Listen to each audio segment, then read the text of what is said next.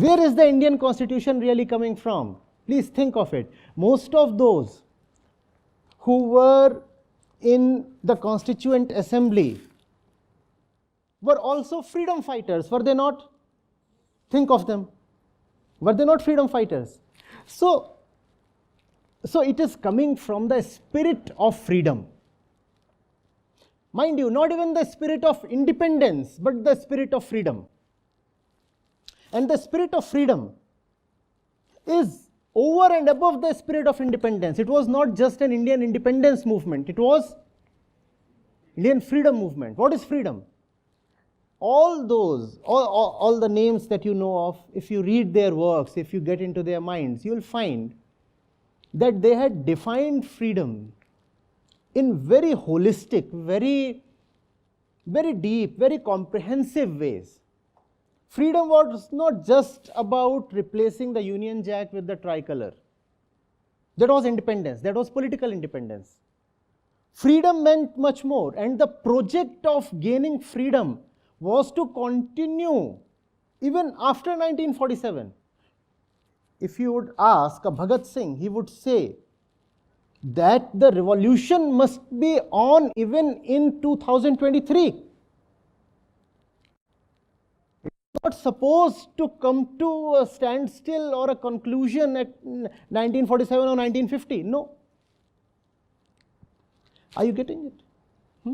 So if you I asked for the preamble so that you could understand that the Indian Constitution already embodies the highest spiritual principles, because it is coming from people who are dedicated to something very, very deep.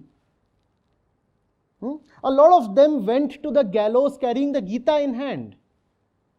Do you think they'll need to turn to exclusively the West for inspiration?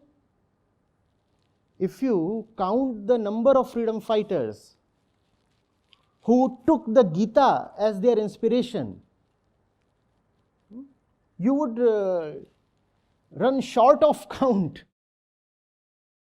There are just so many. Think of Aurobindo, think of Tilak. Even if you talk of a Bhagat Singh, he was an avid reader. And was he not placing the Gita in high esteem? He was. Even as he declared himself an atheist, what he meant to denounce was the gods that the commons worship. He had an unflinching faith in the truth. And Gita is not about God worship. Gita is about submitting yourself to the truth. Fighting for the truth alone, even if it means fighting against everybody you have been related to in your life. Are you getting it? So, we, the people of India, having solemnly resolved to constitute India into a sovereign, socialist, secular, democratic republic. Where do you think these words are coming from? Come on. Where do you think these ideals are coming from? It's very easy to say they are coming from France or UK or America. And I agree to this. I agree to this in a very contextual way. In the contemporary sense, they did come from Europe and the spirit of the Renaissance. But when you sovereign, what does the word sovereign mean? Sovereign, what does sovereign mean?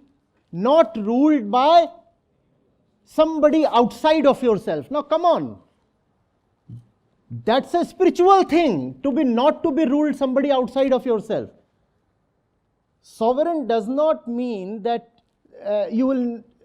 it does mean that, but it does not mean only that. It does mean that you will not allow China to lord over you, that there would be no hegemon that you would tolerate. Obviously, it does mean that. But it means something far beyond that as well.